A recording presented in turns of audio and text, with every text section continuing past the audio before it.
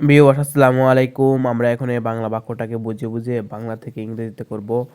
তারা পরীক্ষায় পাশ করতে দিন-রাত পড়াশোনা করছে।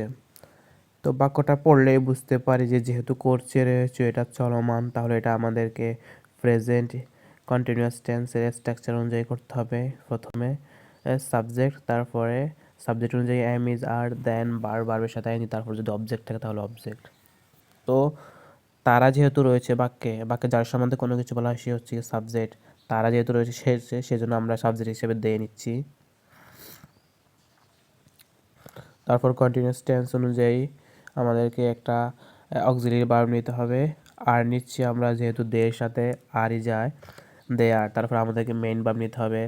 তারা পরীক্ষা পাস করতে পড়াশোনা করছে। তো পড়াশোনার ইংরেজি আমরা লিখতে পারি study.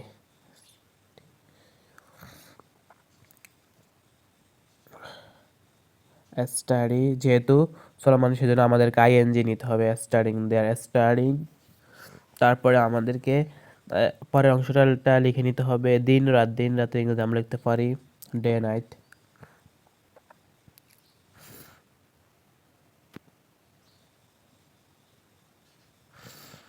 They are studying day and night.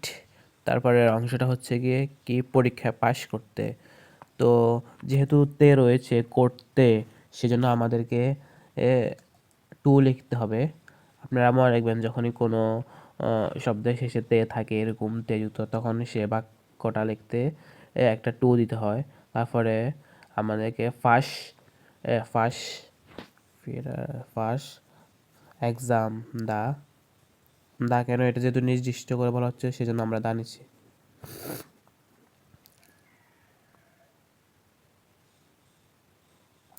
They are studying day and night to pass the exam. ধন্যবাদ, আসসালামু আলাইকুম।